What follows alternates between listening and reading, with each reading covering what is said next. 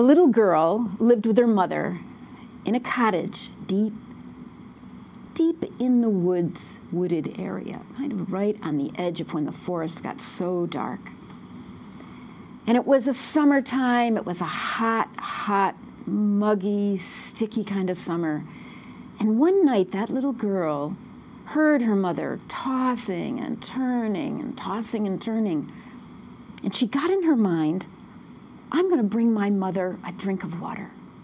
So in her nightdress, she went out the front door and through the yard to the great big well right there in the yard by the cottage. And she lowered the bucket down into the well, but it didn't splash, it just kind of went thud. And she knew deep inside, oh, our well has gone dry. So she pulled up the bucket and set it aside, but she really wanted to bring her mother a drink. And then she remembered how in the woods she would play with her friends, and they would go deep into the woods in the daytime, and they could take their dippers and have a nice drink from the cool spring that was always there. It never dried up. Her mother said it came from way up in the mountains and also from deep in the earth, and you could count on that spring. But of course it was night, so it took all her courage to take down that old tin dipper that was gray and kind of rusty and face the path and begin to walk into the woods. And it was so dark. Oh, the branches were pulling at her dress, and she could feel sticks and stones that she was stepping on, but she just kept going. And pretty soon, oh, it's like she could smell the spring and almost feel the coolness on her face. And then there it was right before her. She bent over and filled her dipper, and of course, she was thirsty herself, so she took a great big splashy drink of the water, and it dribbled down her cheeks and her dress. And she sighed. She was excited to bring that drink home. So she filled the dipper again right to the brim, and then she turned and started back on the path. And she hadn't walked too long when she heard the sound of an animal. Oh, would it be a wolf maybe coming after her? And then in the distance she could just see the eyes first of, oh, it was just an old dog that she knew from the town. All the kids would pat his head and she felt safe. And the dog came up and was really thirsty, she could tell. So she put a little water in her hand and put it for him to lick.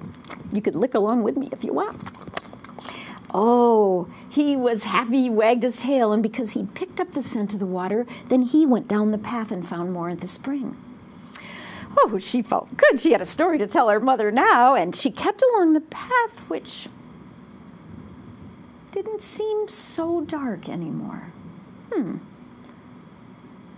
then she looked at her dipper.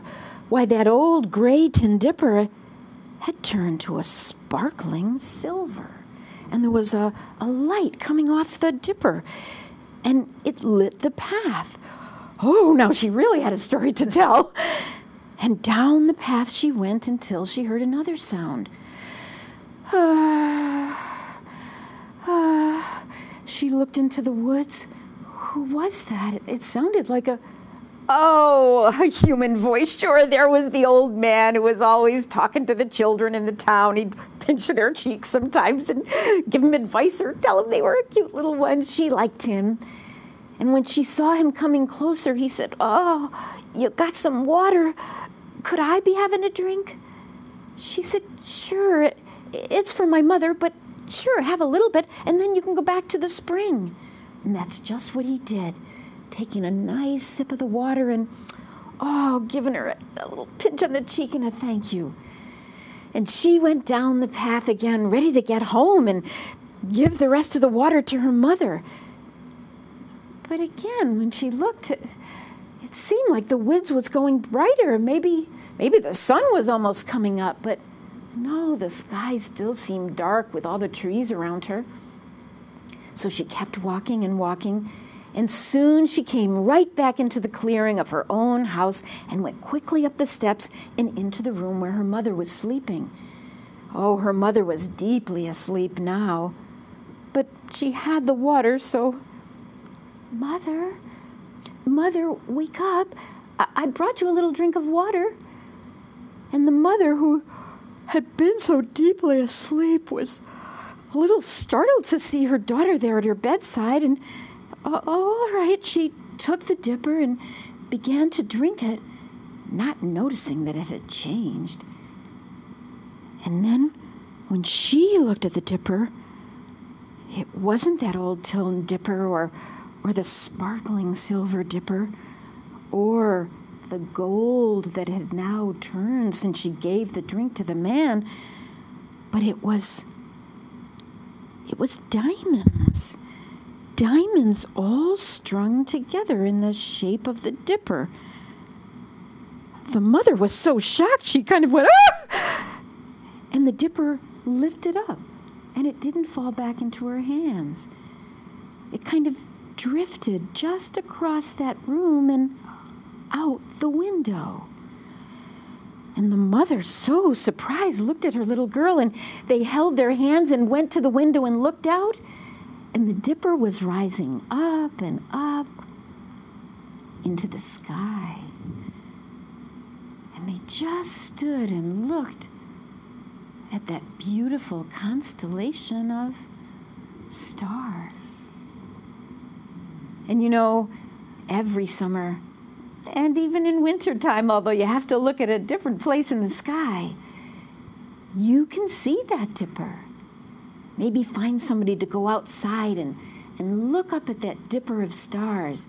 Oh, all over the world they tell stories about those stars and how they came to be. This is just one story.